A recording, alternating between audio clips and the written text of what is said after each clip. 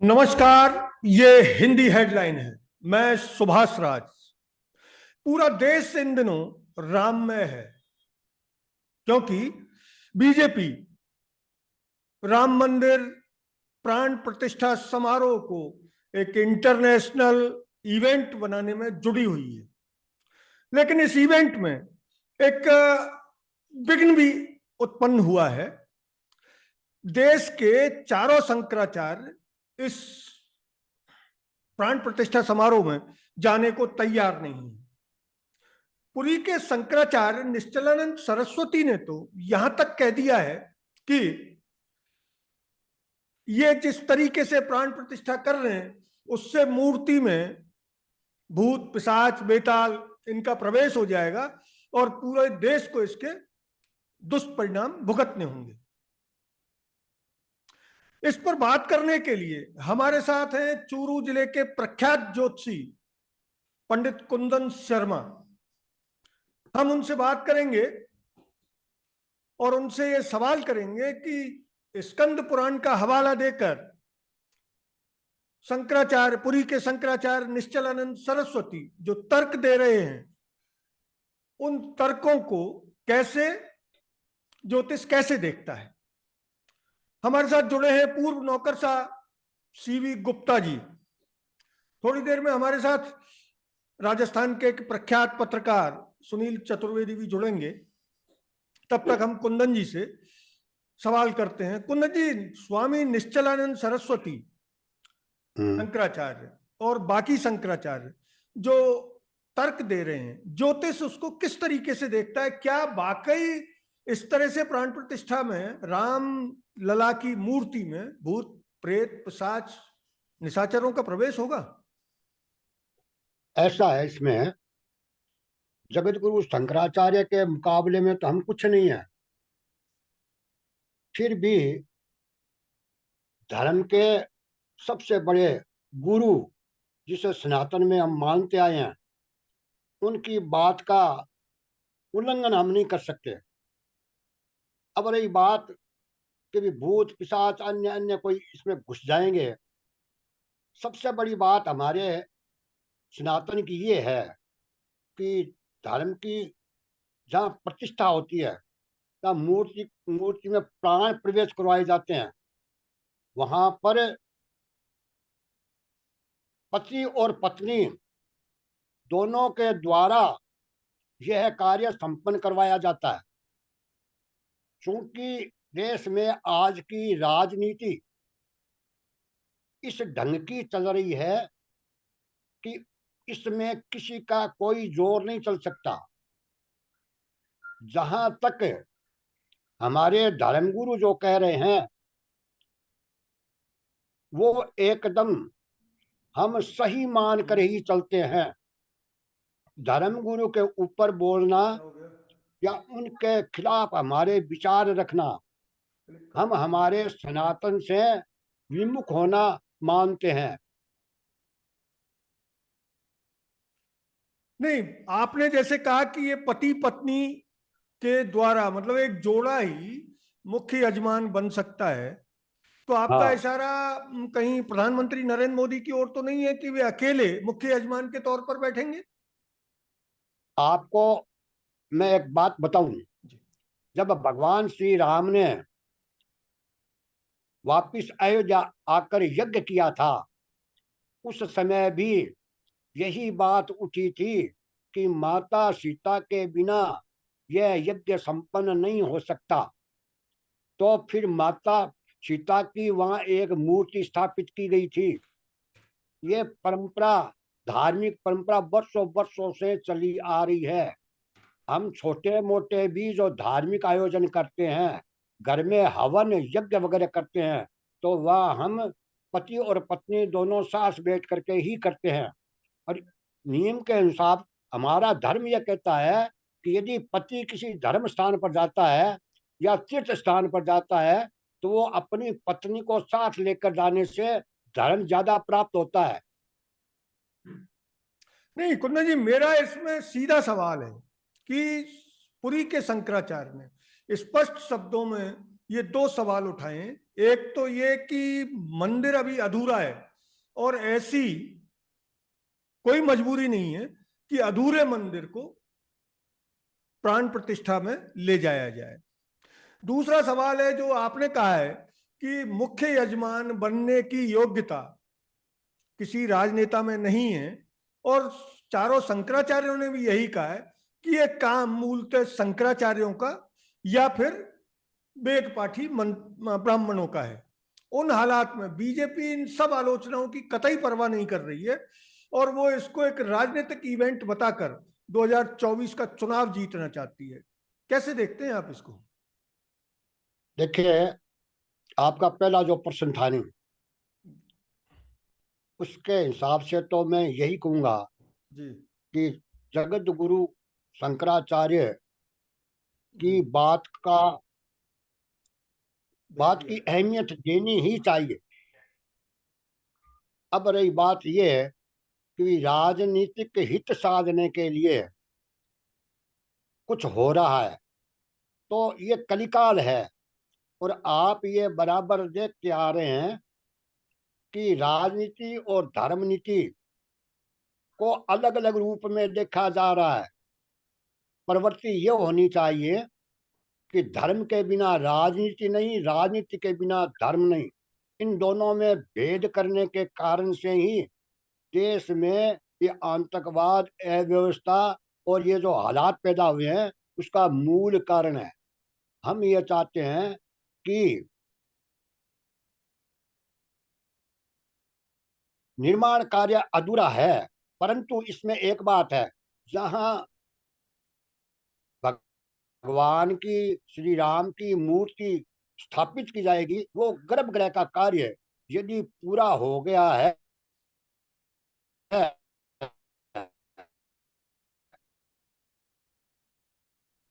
तो निर्माण कार्य बहुत बड़ा है, होता नहीं होनी चाहिए।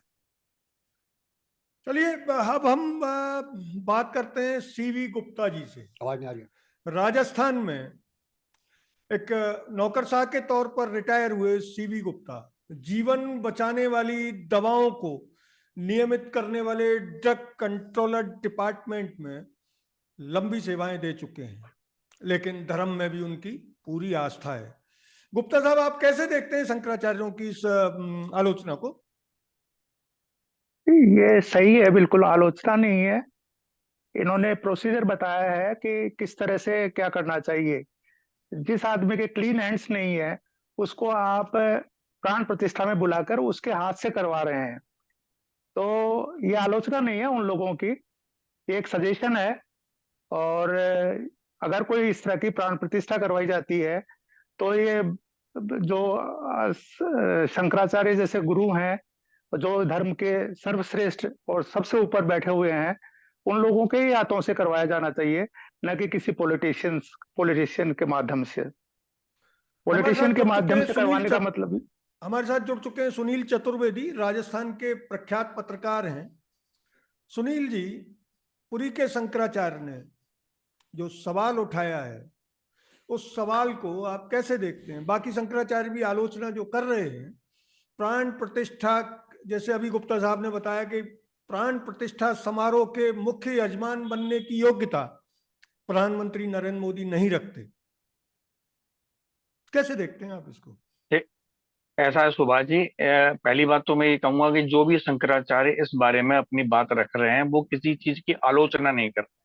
वो जिस तरह की अपन देख रहे हैं कि विधानसभा हो, चाहे लोकसभा हो, या कोई भी विधायी संस्था हो, वो नियम कायदे कानून से चलती है। उनका एक विधान होता है, उस विधान के आधार पर वो चलती है। और ऐसे विधान में जो लिप्त जो हैं प्रधानमंत्री, जो ऐसे विधानों में इस तीनों अभी संगठनों में काम कर रहे हैं, और किसी धार्मिक रीति रिवाज से परे हट करके, और जो शंकराचार्य जो अपने हैं, वो भगवान शंकर की गद्दी पर, ऐसा नहीं, यदि अपन यथार्थ रूप में देखें तो भूमि पर जो शंकराचार्यों का जो मठ हैं या गद्दियां हैं, वो भगवान शंकर के रूप में विराजमान है।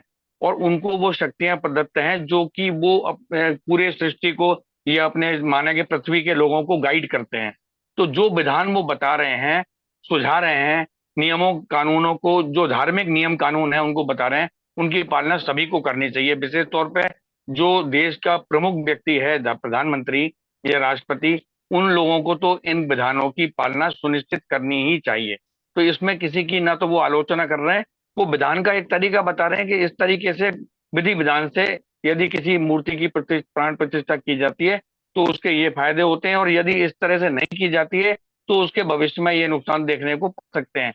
तो मेरा मानना यह है कि जो शंकराचार्य जो रास्ता सुझा रहे हैं, उन पे ऐसे प्रमुख व्यक्ति जो देश का प्रधानमंत्री है, उनको विचार करना चाहिए और उनकी पालना करनी चाहिए। गुप्ता साहब, ये जो कह रहे हैं कि भगवान शंकर की गद्दी है पृथ्वी पर शंकराचार्यों की, तो उन्होंने तो जी स्पष्ट कह दिया है, लेकिन बीजेपी जी और प्रधानमंत्री हम्म, नरेंद्र मोदी अपनी राजनीति जी चमकाने के लिए कतई शंकराचार्यों की हिदायत का पालन करने को कतई तैयार नहीं है, और उन्होंने मीडिया को भी इस कदर कंट्रोल कर रखा है कि शंकराचार्यों की आलोचना अभी तक मुख्य खबरों में किसी स्थान चैनल ने नहीं पा दिखाई है। सकी। क्या जी कैसे देखते हैं आप ए, इसको?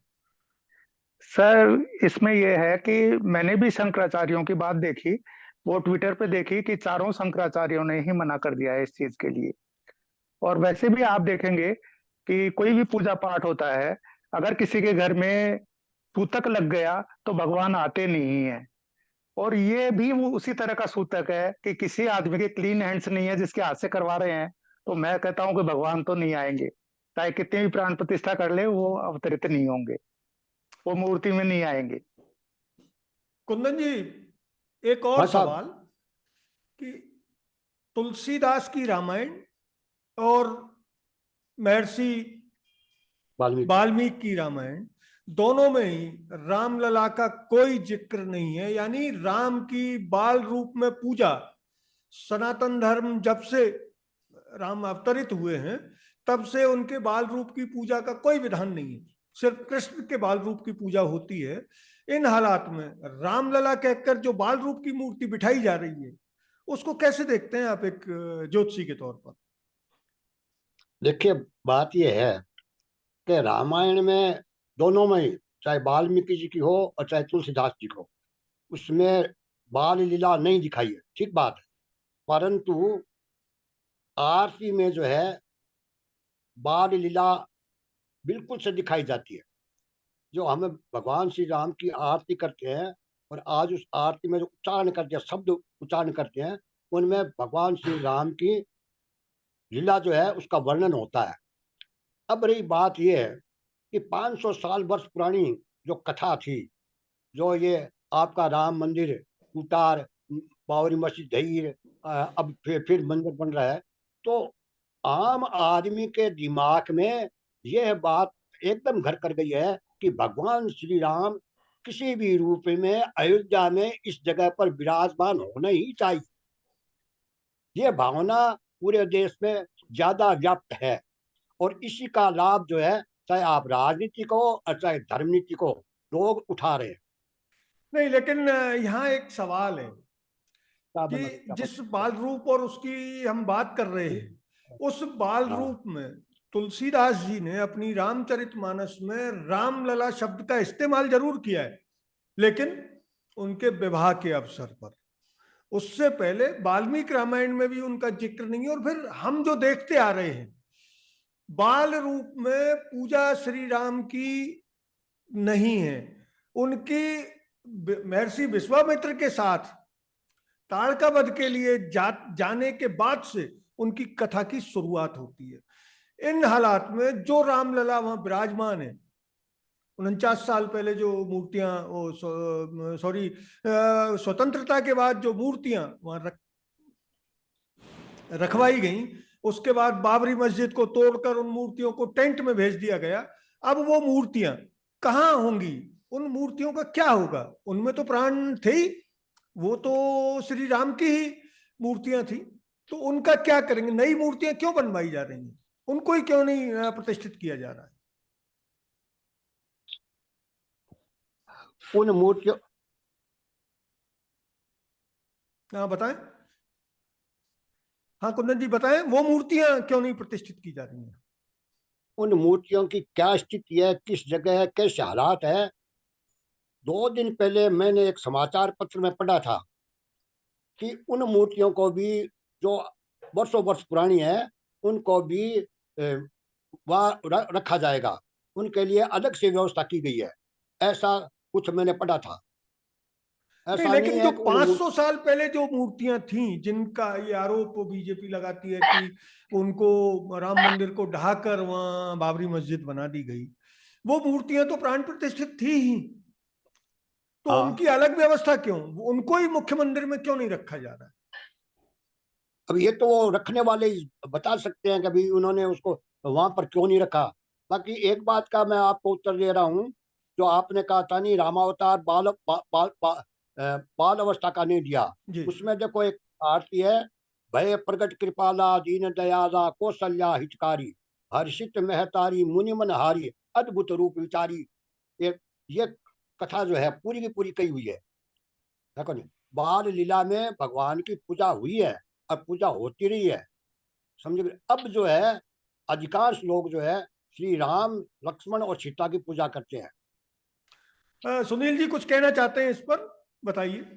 जी हाँ, मैं ये कहना चाह रहा हूँ कि जैसा कि आपने कहा कि वाल्मीकि रामायण में और तुलसीकृत रामायण में बाल लीला का वर्णन नहीं है, लेकिन ये मुझे लगता है कि ये सही नहीं है, क्योंकि दोनों ही रामायण में, जहाँ तक तुलसीकृत रामायण है उसको तो मैंने कई बार अनेकों बार पढ़ा है, और उसमें बाल लीला का वर्णन है, जिसमें कि आपको एक के रूप में ये भी मिलेगा कि ठुमक चलत रामचंद्र बाजत पैंजनिया।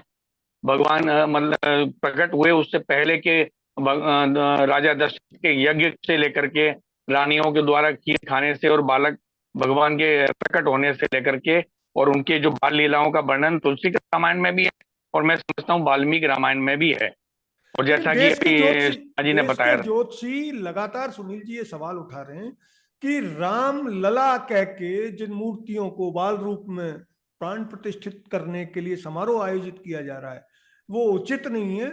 उन हालात में कुंदन जी, आप ज्योतिष के हिसाब से कैसे देखते हैं इसको कि ये मुहूर्त ठीक है क्या 22 जनवरी का? कुंदन जी। मुहूर्त तो जनवरी का बढ़िया है, इसमें कोई दो राह नहीं है, स्वार्थ सिद्धि योग है, सब योग बहुत बढ़िया बन रहे हैं। अब सबसे बड़ा प्रश्न जो खड़ा कर रखा है नहीं, जी। जो आपने भी पहले सबसे पहले ये खड़ा किया है, इस देश के चार जगत गुरु शंकराचार्य चारों के चारों इस बात को लेकर के नाराज है कि नहीं, या इस बात में सहमत नहीं है कि प्राण प्रतिष्ठा ऐसी अवस्था में हो। इसका जवाब जगत गुरु शंकराचार्य ही दे सकते हैं, हम लोग इतने बड़े विद्वान नहीं है कि इस बारे में कुछ बताएं। गुप्ता साहब, आप बताएं क्या इस पर पूरा एक फिनोमिना बताएं कि अभी बीजेपी पॉलिटिकल लाभ के लिए जो कुछ कर रही है और राम जी की आड़ लेकर 2024 की चुनावी जंग फतेह करना चाहती है, आप इसको कैसे देखते हैं, किस नजरिए से? सर, ये तो हर लोकसभा चुनाव में है ना, कोई न कोई मुद्दा ऐसा ले आते हैं धार्मिक जिससे इनको वोट मिले। और राम का मुद्दा अडवाणी जी लाए थे और उनको कोई पूछ भी नहीं रहा है आज की तारीख में, और इन्होंने मुद्दा बना रखा है। अब ये इलेक्शन जीतना चाहते हैं और इनकी मंशा यही है कि हम फिर राम जब मंदिर का काम पूरा हो जाएगा, रामलला की स्थापना हो जाएगी, तो फिर ये कोई एक नया मुद्दा लेके आएंगे।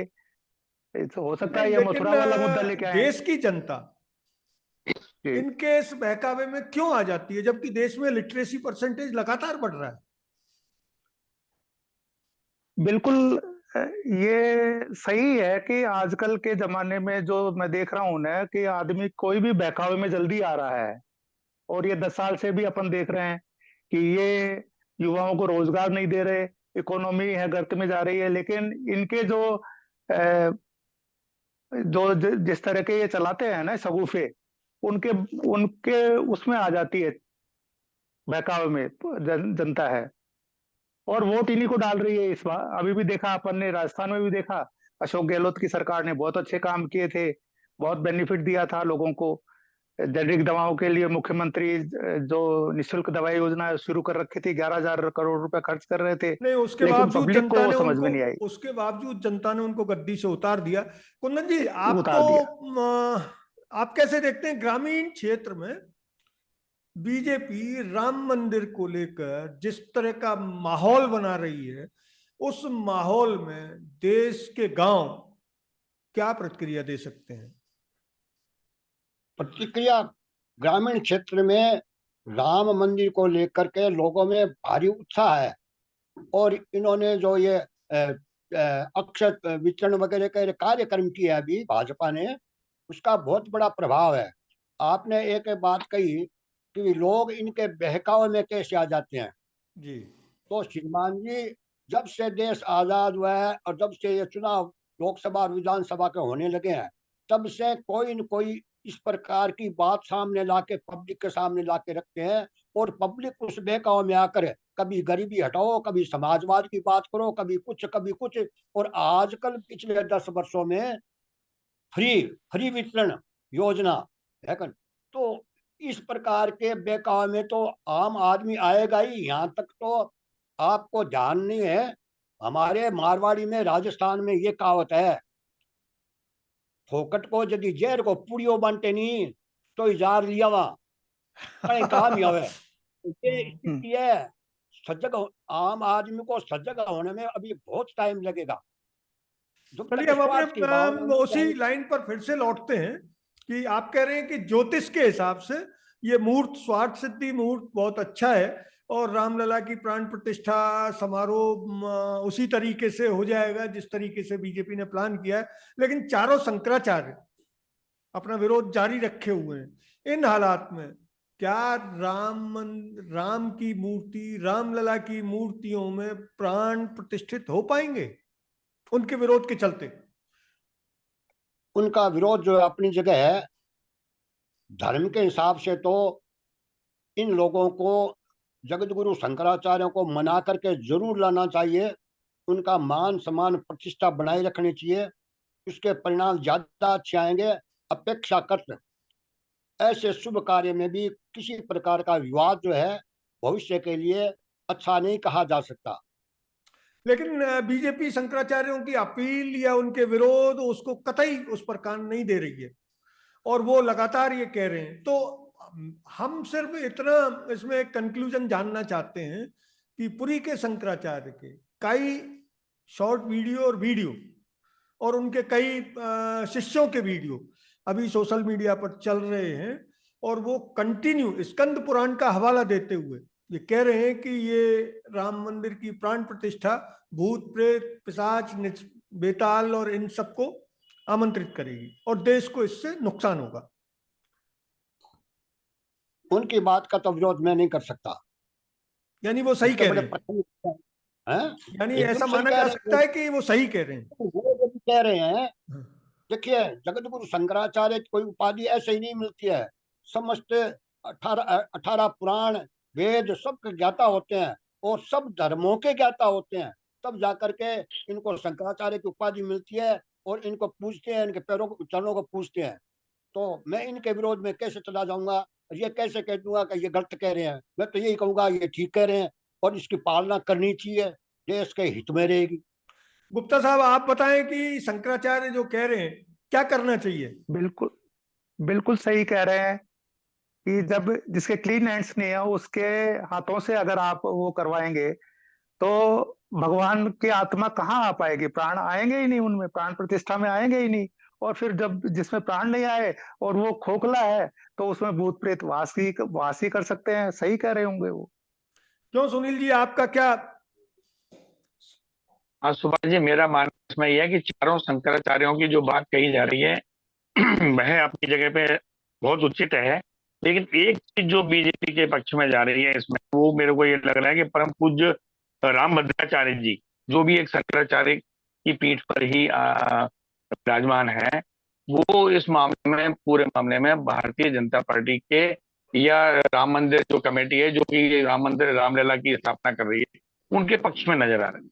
नहीं, राम भद्राचार्य जी का तो मामला अलग है। वो बहुत पहले से बीजेपी के पक्ष में दिखते रहे हैं और उनको जी पॉलिटिकल हाँ, संत ज्यादा माना जाता है बजाय धार्मिक संत के। नहीं राजनीतिक संत आप उनको दर्जा भले ही दे दें, लेकिन वो परम विद्वान संत हैं और तकनीकी रूप मैं से उनकी वो काफी विद्वता पर अच्छे, कोई मतलब वो देखें। सवाल खड़ा हाँ, नहीं कर रहा, वो तो विद्वान है, उनकी सब कुछ बात है। पर भी उतना ही जोर देना, मतलब अपन को वजन देना चाहिए कि वो पक्ष में क्यों है और ये पक्ष में क्यों नहीं है। हालांकि ये जो सवाल उठा रहे हैं वो तकनीकी रूप से सही है, लेकिन इन सवालों को लेकर के रामभद्राचार्य जी से किसी ने कोई सवाल नहीं पूछा। राम भद्राचार्य जी जब लगातार बीजेपी, प्रधानमंत्री नरेंद्र मोदी, आरएसएस का समर्थन कर रहे हैं तो उनसे सवाल पूछने जाएगा कौन और क्यों जाएगा? नहीं, तकनीकी रूप से तो वो इसका पक्ष अपना पक्ष लेकिन या सवाल जो भी पूछने अपना वालों है का, रख सकते हैं ना। सुनील जी आप प्रख्यात पत्रकार हैं, सवाल पूछने वालों के मुंह सिले हुए हैं, कौन जाएगा सवाल पूछने उनसे और कैसे जाएगा? ये तो रामभद्राचार्य जी का दायित्व है कि वो स्वयं शेष जी हाँ। शंकराचार्यों की आपत्तियों के निराकरण में अपनी बात रखें। देश उनसे सवाल पूछने नहीं जाएगा क्योंकि देश तो भ्रमित है। खैर, जी हाँ। समूची चर्चा में का कंक्लूजन ये निकला कि ज्योतिष और ज्योतिषी ये शंकराचार्यों की बात की काट न तो करना चाहते हैं और न करने के इच्छुक हैं, क्योंकि जैसा कुंदन जी ने बताया कि शंकराचार्य की उपाधि ऐसे ही नहीं मिलती, उसके लिए बहुत लगन और बहुत अध्ययन करना होता है और बहुत सारी परीक्षाएं पास करनी होती हैं। तो इसलिए ये माना जा सकता है कि शंकराचार्यों की आपत्तियां काबिले गौर हैं। बीजेपी और प्रधानमंत्री नरेंद्र मोदी भले ही उनको दरकिनार करके अपने पॉलिटिकल एजेंडे को आगे बढ़ाते हुए 22 जनवरी को प्राण प्रतिष्ठा समारोह में राम मंदिर की में मूर्तियों की स्थापना करेंगे और इसका चुनावी लाभ भी उठाएंगे। धन्यवाद। जय हिंद। जय